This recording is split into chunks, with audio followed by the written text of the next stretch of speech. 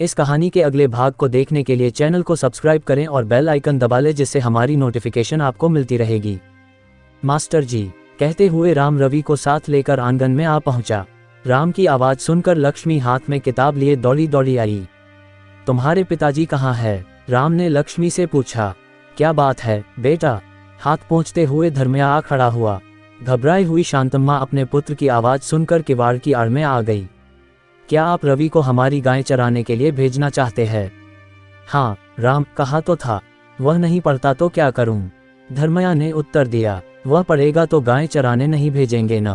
राम ने फिर पूछा। पढ़ेगा तो क्यों भेजूंगा? अच्छी बात है। रवि कहता है कि कल से वह मन लगाकर पढ़ेगा और मेरे और लक्ष्मी के साथ दोस्ती करेगा। कल रवि को भी स्कूल ले आइए। इतना कहकर राम रवि को वहां पर छोड़कर घूम पड़ा। लक्ष्मी ने पुकारा, राम। राम ने ठहर कर देखा। मेरे घर में खाना नहीं खाओगे? लक्ष्मी ने पूछा। नहीं। राम ने कहा। मेरे घर खाना खाने में कोई बुराई है क्या? लक्ष्मी ने दुख भरे स्वर में पूछा। मैं नहीं जानता हूँ कि बुराई है या नहीं, लेकिन मेरे पिताजी ने मना किया है कि कभी किसी के घर खाना न खाना। राम ने कहा। उसकी आंखें चारों तरफ घूम रही थीं। शांतम्मा बाहर नहीं आई। उसके मन में इच्छा तो थी कि एक बार राम को देखे, पर यह सोचकर वह रुक गई कि न मालूम धर्मया क्या सोचेंगे। अपने पुत्र को गोद में बिठाकर खाना खिलाने की इच्छा शांतम्मा के मन में बलवती हो उठी।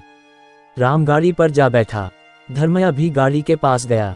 मास्टर जी सुनिए, वह कुछ पूछने को था, लेकिन वाक्य के पूरा होने के पहले ही गाड़ी के इंजन में हलचल हुई और द्वार पर उस प्रशांत मूर्ति को न देखकर वह अपना वाक्य पूरा न कर पाया। शांतम्मा द्वार पर खड़ी होकर राम को देखती रही। राम भी उसकी ओर देखता रहा। धर्मया ने दोनों की ओर देखा।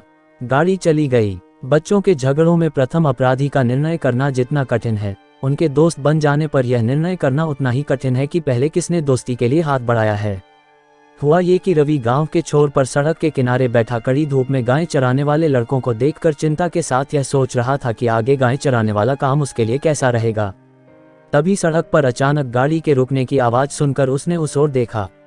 बड़ी प्रसन्नता से उठ खड़ा हुआ, पर कार के पास जाते ही किसी बात का स्मरण कर ठहर गया और सिर झुकाकर क्रोध भरी दृष्टि से देखने लगा। राम ने रवि से बात करनी चाहिए, लेकिन रवि की निराशा और लापरवाही देख उसने ड्राइवर को आदेश दिया, चलो ड्राइवर। रवि ने सजल नेत्रों से राम को देखा। राम ने गाड़ी रुकवाकर पूछा, यहाँ पर क्यों हो? रवि ने मौन साध लिया। राम ने कहा, गाड़ी में आ जाओ, तुमको घर पर उतार दूंगा।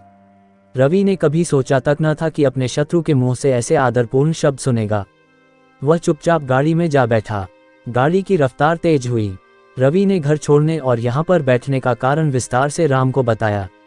शांतम्मा का मन ये सोचकर हल्का हुआ कि वह भले ही स्कूल में जाकर पढ़ाई लिखाई न करे, कम से कम घर पर रहकर झगड़ा तो नहीं करेगा। स्कूल में जब तब रवि झगड़ा कर बैठता तो भी राम का स्नेह भजन होने के कारण उसका दुष्परिणाम न निकलता था। रात के समय लक्ष्मी मन लगाकर पढ़ने में लग जाती, इससे रवि को थोड़ी तकलीफ जरूर होती। वह किताबें लेकर बैठ जाती और रवि को पढ़ने का आदेश देती। वह इनकार करना चाहता, पर धर्मया की याद आते ही चुपचाप लक्ष्मी के पास जा बैठता। वह मन महसूस कर खींचते हुए लक्ष्मी के साथ पढ़ने लगता। पढ़ाई में रवि लक्ष्मी से हार चुका था, इसलिए एक बार उसने गुस्से में आकर लक्ष्मी के गाल पर जोर से चांटा जमा दिया। बगल के कमरे में किताब पढ़ते धर्मया ने आवाज सुनकर पूछा, क्या बात है बेटी?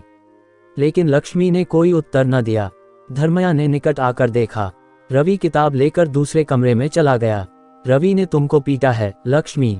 धर्मया ने पूछा। जोर से नहीं बाबूजी, लक्ष्मी ने जवाब दिया। धर्मया के यहाँ से जाते ही रवि पुनः लक्ष्मी के पास आ बैठा। दूसरे दिन संध्या तक लक्ष्मी ने रवि से बात न की। रात होते ही वह किताबें लाकर उसके पास जा बैठा। लक्ष्मी मौन रही, रवि की ओर नहीं देखा। रवि से रहा न गया, वह बोला, तुम नहीं बोलोगी तो मैं नहीं पढ़ूंगा, मेरे लिए तुम थोड़े ही पढ़ते हो। लक्ष्मी ने मुंह बनाकर जवाब दिया।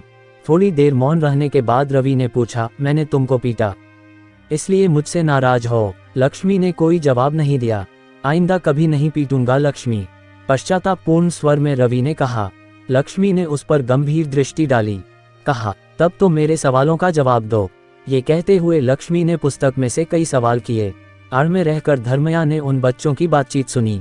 वह मन ही मन हंस पड़ा। उस दिन जमींदार गंगाधर राव के घर में बड़ी हलचल थी। राम की वर्षगांठ थी। सुबह से रवि और लक्ष्मी बहुत ही व्यस्त थे। वैसे दोनों ने कोई काम धाम तो नहीं किया, परंतु राम ने गाड़ी भिजवाने का वादा किया था, इसलिए कपड़े बदलने और अपने को सजाने में लक्ष्मी सारा समय खर्च कर रही थी। रवि वन ठन कर तैयार बैठा था। लक्ष्मी ने अपने को सजाकर आईने में देखा और रवि से पूछा, रवि, मैं कैसी लगती हूँ? लक्ष्मी ने शायद ये प्रश्न 6ठी बार पूछा था। रवि यह सवाल सुनकर खींच रहा था। लक्ष्मी के प्रश्न का उत्तर दिए बिना रवि बरामदे में जा बैठा और ठोड़ी के नीचे हाथ रखकर गहरे सोच में निमग्न हो गया। न मालूम उसके मन में क्या विचार आया। उसने पुकारा, लक्ष्मी, क्या है? रवि, लक्ष्मी ने भीतर से ही पूछा। गाड़ी आ गई, जल्दी चलो, रवि ने कहा। लक्ष्मी तत्काल बाहर आ गई। जल्दबाजी में लक्ष्मी दूसरी आंख में काजल लगाना भूल गई।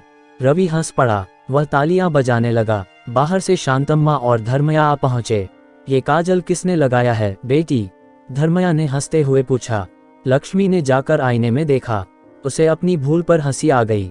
वह मन ही मन गुनगुनाने लगी, मेरी बुद्धि भी कैसी मंद है। इस कहानी के अगले भाग को देखने के लिए चैनल को सब्सक्राइब करें और बेल आइकन दबा लें, जिससे हमारी नोटिफिकेशन आपको मिलती रहेगी।